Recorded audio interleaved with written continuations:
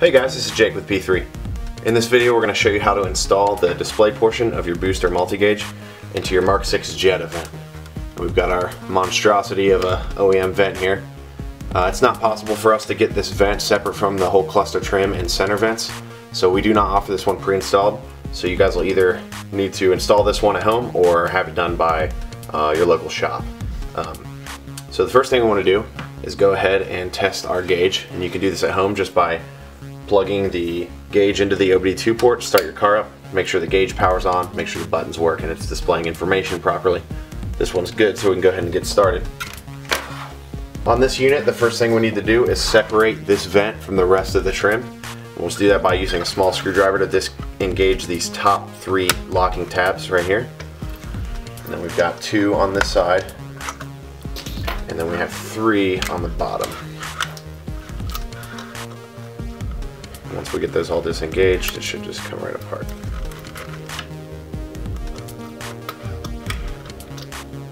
Like that.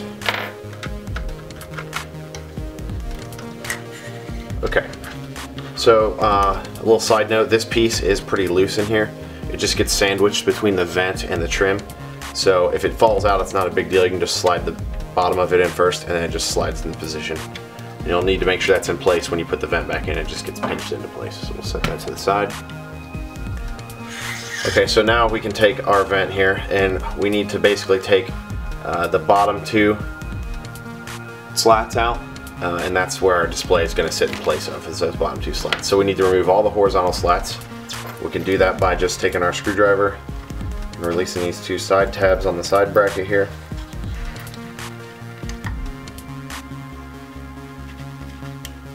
One, two, and then come over to this side and release these ones as well. This side might be a little more difficult. It just kind of gets wedged in there tight, but you just gently pry it loose, it'll come out. So we can pull all those out.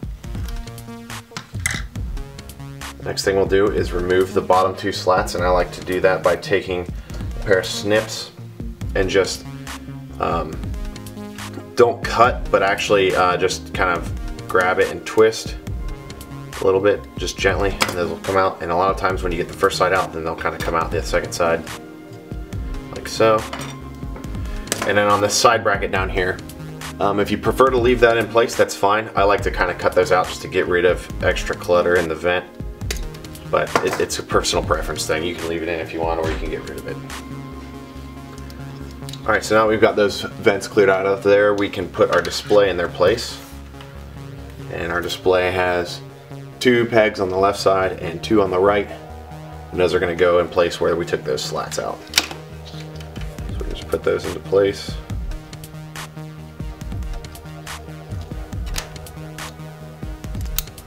And then it should actually kind of snap together and it'll hold itself together somewhat. These hold together pretty firmly. So now we come over to our vent, and we're going to feed our display cable between the left slat, you can see that here, between this slat and this slat, so between the first and second ones on the left. And we want to make sure that our cable goes underneath of that air flap in the back. We don't want it going up here, we want it going down here. So when we feed our cable through, we want to make sure it's nice and flat and not twisted up. And then another note is, one side of it has a pink wire on it, the other side is all gray. We want the pink wire to face down towards the bottom of the vent. So we can go ahead and feed that through.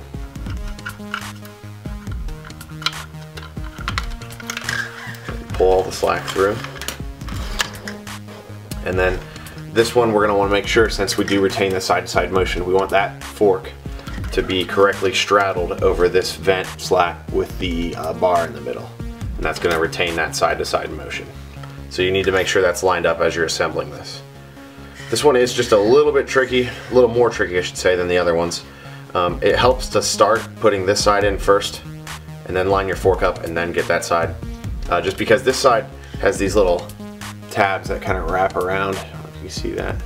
It just makes it a little more difficult than usual. Normally they just fall right into place. This one you kind of gotta have to roll it into place. So you just want to take your time getting that fork lined up in the back there.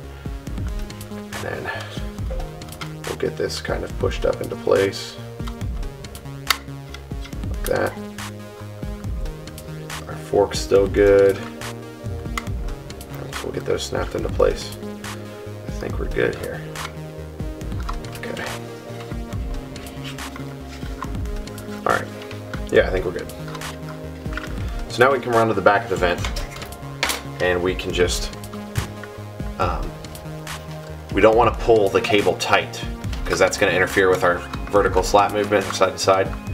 We do want to let it rest in its natural position, make sure it's not all twisted up, and then maybe even give it just a tad bit of slack up into the vent again. Pinch it into place like that, and then close your air flap in the back. And what that's going to do is hold that cable in place for you. So now we still have our good movement and our cable's in the correct spot. Now you could just, if you're at home, you can just go ahead and fold that around when you're installing it back into the dash, into the plenum, and then you'd be good to go. That foam is going to take up the area around the cable just nicely, and that cable is made to be pinched around there like that as long as it's not folded, and it won't be damaged in any way. When I'm doing these installs, even though we don't offer this one pre-installed, we've done a couple local installs, I still like to take a pair of snips and I'll just make just a little cut here on each side of that cable to kind of give it a recessed channel to sit in. That way it's just got less pressure. It's a little easier on the vehicle installation if you do this. I'll just clear this little channel out here.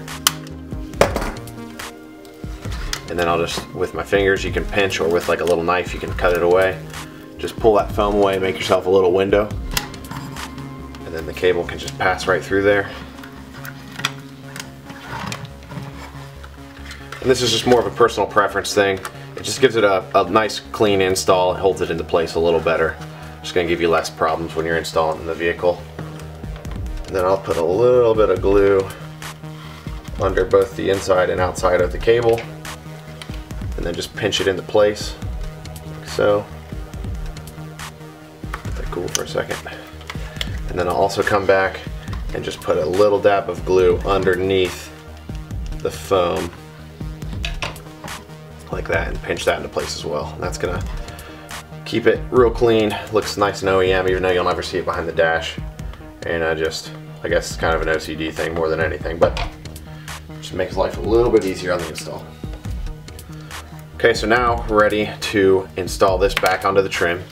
So that's just going to slide up from the back side of the trim. So we'll make sure we line all our locking tabs up.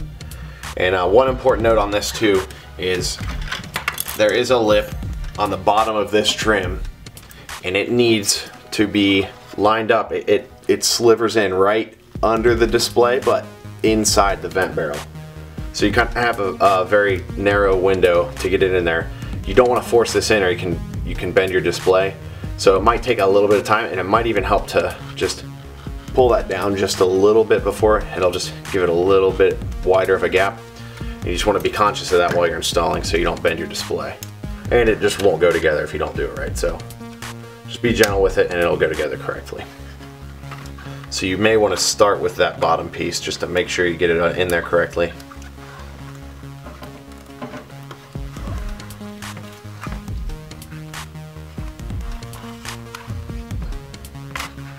Like that.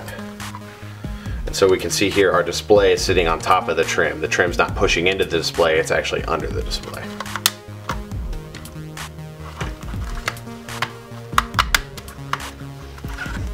Just like so. All our snaps are in place. So now we want to make sure our vent slats work correctly. We got our left, right, we got some of our up, down. The up, down's a little bit limited on this one since the display is kind of tight, but it still works. We got our, that's good. And then we want to make sure our air flap in the back opens and shuts correctly, which it does. Now we can just test our display one more time. You can do this in the car just the same as before. Plug into your OB2 port, start it up, make sure the gauge powers up, and then the buttons work. You can cycle through information correctly. Yeah, it looks like we're good. This one's ready to go back in the car. Just let us know below what you guys think about these videos. If you have any questions or comments, we'll do our best to get those answered as well.